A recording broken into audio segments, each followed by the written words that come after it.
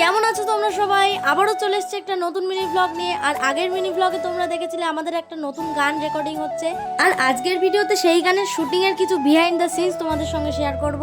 সত্যি কথা বলতে আমার মেকআপ সম্বন্ধে সেরকম কোনো আইডিয়া নেই, তাই ওই দিন সকালবেলায় আমি দিয়া দিদিদের বাড়ি চলে গেছিলাম। তারপর একসঙ্গে রেডি হয়ে আমরা শুটিং এর উদ্দেশ্যে বেরিয়েছিলাম। আর প্রথমেই আমরা গেছিলাম রাজবাড়িতে। এটা হলো পুরার রাজবাড়ি। তো এখানে গিয়েই আমি সব চারিদিকটা ঘুরে দেখছিলাম, আর এখানে দুই মডেল টাচ আপ দিচ্ছিল। তারপর আমিও একটু টাচ আপ দিয়ে নিলাম। আর যেহেতু ওই দিন প্রচন্ড গরম ছিল, তার জন্য আমরা একটুখানি শুটিং করেই অর্ধেক ঘেমে গেছিলাম। রাজবাড়ির শুটিং শেষ করেই আমরা নেক্সট স্পটে চলে এসেছি। তো এখানে দেখতে পাচ্ছ চারিদিকেই শুধু ছোট ছোট পুকুর আর জল। চারিপাশের দৃশ্যটা তো আমার খুবই ভালো লাগছিল। তারপর শুটিং এর ফাঁকে এখানে একটু মজা হচ্ছিল।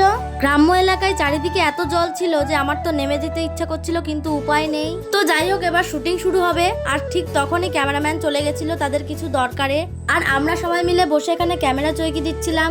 অনেকক্ষণ ধরে বসে বসে বোর হয়ে গিয়ে আমরা দুই বলতার ভেমরুল এই পুকুরের আল ধরে ধরে যতদূর মোটামুটি যাওয়া যায় আমরা চারিপাশটাই ঘুরেছিলাম। তারপর প্রায় 2 ঘন্টা পরে ক্যামেরাম্যান আমাদের জন্য কিছু খাবার নিয়ে এসেছিল, আর সেই খাবারগুলো খেয়ে আমরা আমাদের শুটিং শুরু করলাম।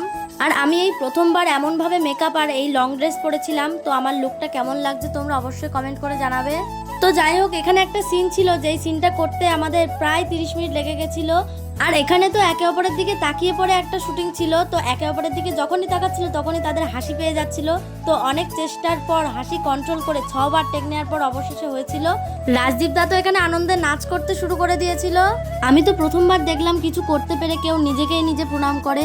আমাদের শুটিং এর মাঝে একগুচ্ছ মাতাল চলে এসেছিল, আর তোমরা এতক্ষণ যেই গাড়িটা আমাদের পিছনে দেখছিলে তো সেটা ছিল সেই মাতালদের। এখানে ক্যামেরাম্যান নিজের পজিশন নিচ্ছিল, আর আমরা তো এখানে ফাজলামি করছিলাম। আর হ্যাঁ, ভিডিওটা কিন্তু অলরেডি আপলোড হয়ে গেছে আমার ফেসবুক পেজে, তোমরা চাইলে গিয়ে দেখে আসতে পারো। আর যারা এখনো দেখোনি, ভিডিওটার লিংক আমি এই ভিডিও ডেসক্রিপশন বক্সে দিয়ে দেবো, তোমরা গিয়ে একবার অবশ্যই দেখে আসো। আশা করছি তোমাদের ভালো লাগবে।